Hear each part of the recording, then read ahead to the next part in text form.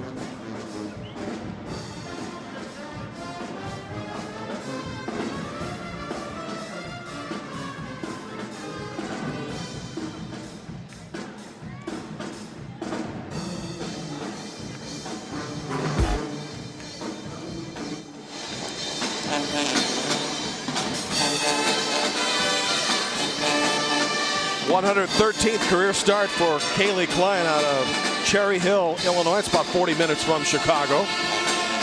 Her first 2 baskets of the game have propelled Cleveland State to a 12-6 advantage, and she recognizes an open lane, and she can take full advantage of it. She can, and that's why she's so hard to guard, because she's not just a shooter. She can also drive to the basket. Mom and Dad in attendance today, as they've been for almost every game in the tournament. I like Dad's get up there, huh? Yeah, there's just something about when you see your family in the stands supporting you. It just makes you feel good and more comfortable when you're out there playing. Mike and Lynn in attendance today. They've got the end zone seat over there, so they can help the officials if needed. They do. I guess they want to have a great seat. Some clock issues right now.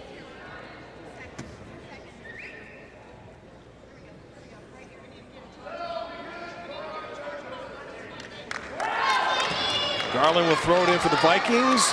Visiting green, dark uniforms. Butler, the higher seed of the home white.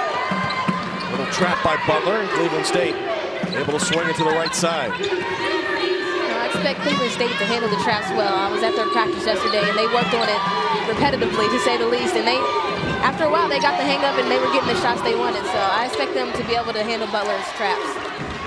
Good possession by Leicester with a rebound. How about defending 24 Melanie Thornton? What's important today for Cleveland State? What's important is that you can't go for steals and just give her wide open baskets. You have to make her work for every layup that she gets. I mean, she's already a great player, so you can't give her easy looks. On the baseline, tough catch. Nearly banked it in, and there's Klein to follow on the weak side with a rebound. And Crosley's given up a couple inches to Melanie Thornton, so for her to play great D on, it has to be very physical. Adams on the drive, and that'll be an offensive foul. Number 5, Janelle Adams. Offensive foul on Adams. Right here, she just does a good job of getting her feet set and taking the contact. Coaches love when players give up their body for the team, because that looked like that hurt. Looked like a little bowling activity. 2 players down. Yep. 1 pin into the other. 6-point Vikings lead. Already half of the first half gone. Championship game of the Horizon League Women's Tournament. The winner to the big dance. Catch and shoot 3 on the way. Missed the outside by Pittman. And now the Vikings on the run. Here's Angel Roque. To Adams, head fake on the baseline, and another offensive foul. Butler's doing a pretty good job of positioning itself for charges. Butler is, their help defense is great right now. I don't think I've seen so many charges taken in a game. But I mean, that's a great call. She was there, she was waiting on her. You know, that's what you call good scouting, when you know what players are going to do before they do it, and then you're ready for it. 2 fouls in the game for number 5, Janelle Adams.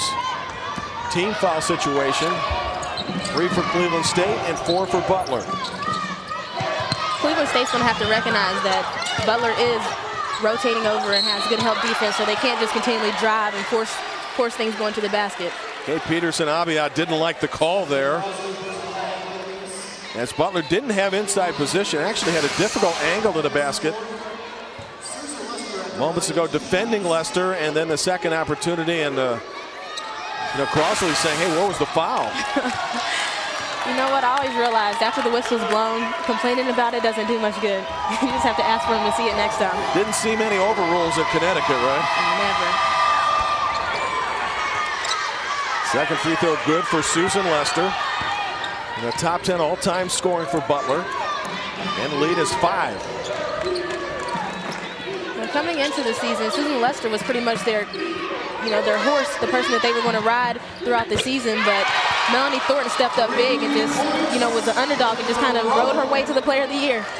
Jessica Roque, just a 28% shooter from beyond the arc, knocks down another 3. Here's Bowen from the free throw line. It's been a tough afternoon shooting for the Bulldogs. We're down by 8, 15-7. Garland trying to take her player off the dribble, and the third charge taken by Butler. Monday night, it's the women's brackets, exclusively announced on ESPN's NCAA Women's Basketball Selection Special. Which teams have the easiest and toughest roads to San Antonio? This and more on the NCAA Women's Basketball Selection Special on ESPN Monday at 7 Eastern, and then continuing on ESPNU at 8 Eastern. I was in Sioux Falls last week for the Summer League Championship for the women, and I remember last year it was South Dakota State's team that was part of Selection Monday. They brought about 2,000–3,000 people in the arena to celebrate their automatic bid. I love that. I love when the fans just come support every part of the process, not just if your team is winning or if your team gets the #1 seed, just total support. South Dakota State back in the dance again. 2 against 1. Here's Angel Roque. Nice fake. Beth Kuchar's going to get a timeout. All Cleveland State with under 8 minutes to go in the first half. 17-7.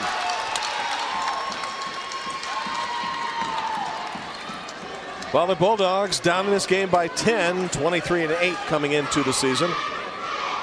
Let's take a look at their tournament resume. Only 1 bad loss to UIC, no quality wins. That's beating a team in the top 50 RPI. Schedule strength is 210, so it's obvious they need to win today to make the NCAA tournament. But regardless of what happens, Kuchar has brought them from a team that just a few years won a handful of games to now being very prominent in the league. Right, and when the season's going on, you can't look at it that way, but after the season's over, you can look back and say, we have made a lot of progress, but right now everyone's looking, we want to make the big dance. That's what everyone's thought process is. Yes, this is a winner-take-all game. It is. That's the great thing about March Madness. Cleveland State on a 10-3 run. It's taken less than 4 minutes for the Vikings to do that.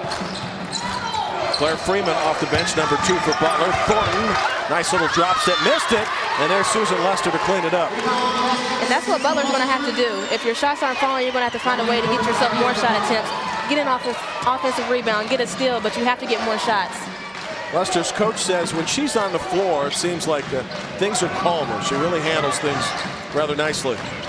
And that says a lot about her. That says that she leads her team and her team trusts her, right? Lyon got inside position on Thornton and gets the and one basket and a free throw. The free